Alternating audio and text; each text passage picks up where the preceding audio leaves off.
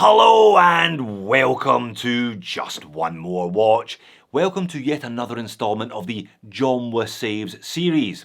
The series where we take a look at a watch that looks like another watch but with a price tag that looks very different. And in a first for the series, the lookalike is not an AliExpress one-for-one ripoff. It's a homage in the sense of the word before homage came to mean one-for-one copy with a different logo on the dial. And today the watch being homaged is both an absolute classic and a bit of a niche piece at the same time. It's also a watch that is close to my heart. It's the Breitling Navitimer. It is definitely not as popular as the Rolex Daytona or the Omega Speedmaster, and therefore not homaged nearly as often.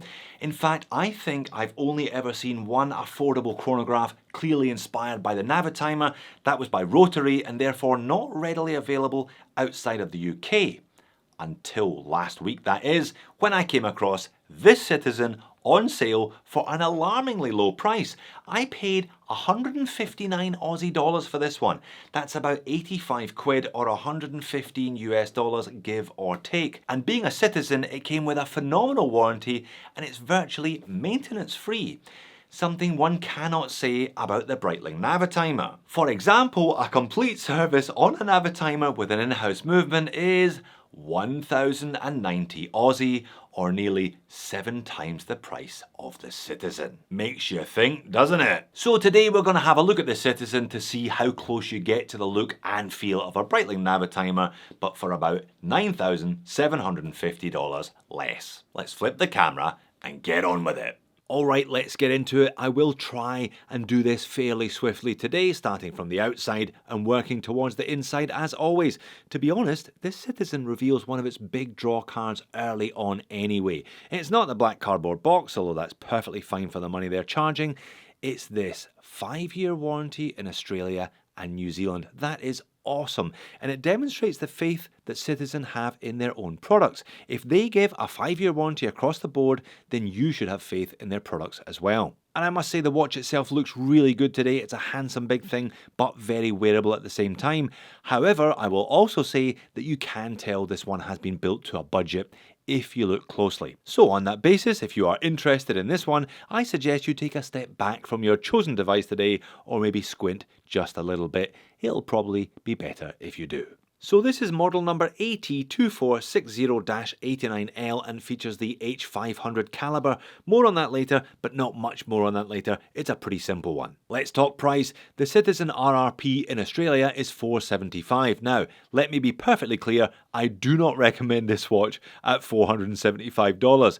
The discount online retailer price is a much more realistic 299 Aussie. The discount Aussie retailer sale price was 159 Aussie as discussed.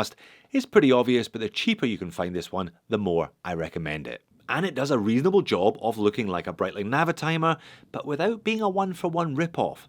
Specifically, I think it looks like a Navitimer 01 from a couple of years ago with a blue dial on the shiny Breitling bracelet. There are clear similarities between the watches, the 3 registers, the offset date position, the 7-link bracelet, or 7-link look bracelet in the case of the Citizen, and the Citizen even has a fixed bezel reminiscent of slightly older Navitimers. So definitely a homage then, but the photocopier was given a day off. And they've matched the Navi in terms of overall size as well. I measure this one at 42.5mm in diameter, only 11.5mm thick though, because it's an eco-drive quartz and not an enormous automatic chrono movement. Lug to lug is 49.8, scraping in under that psychological 50mm.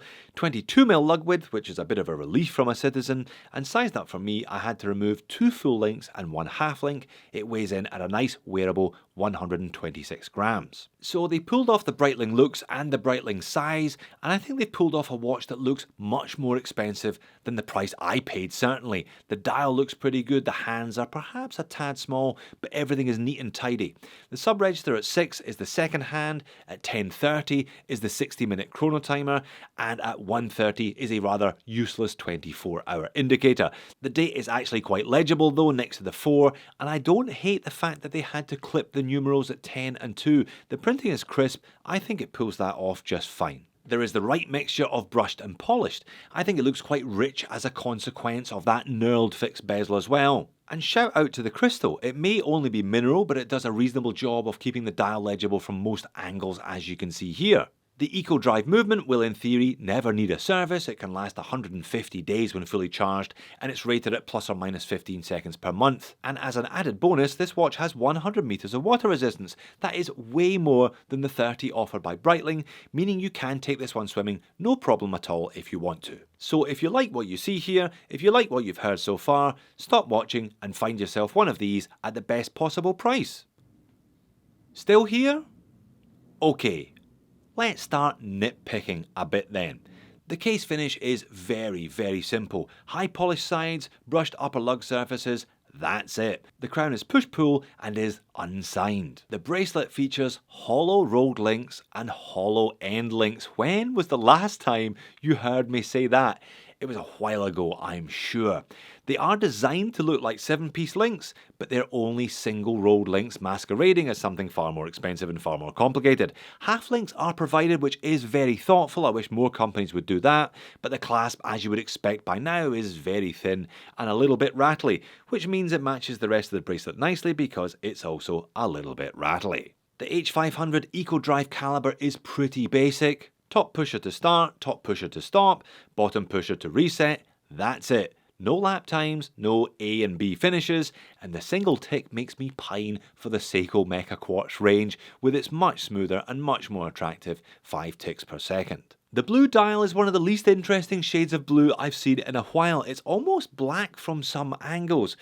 Some people are going to be pleased with that, but I think if you buy a blue watch, you expect a blue watch.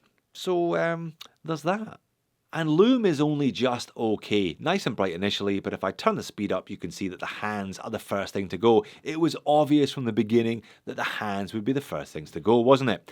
Not bad in the context of a budget watch, but not great either. So where does that leave us then? Well, it leaves us with a watch that has more than a whiff of Breitling about it, but without trying to look like a fake, and it looks fantastic as a consequence.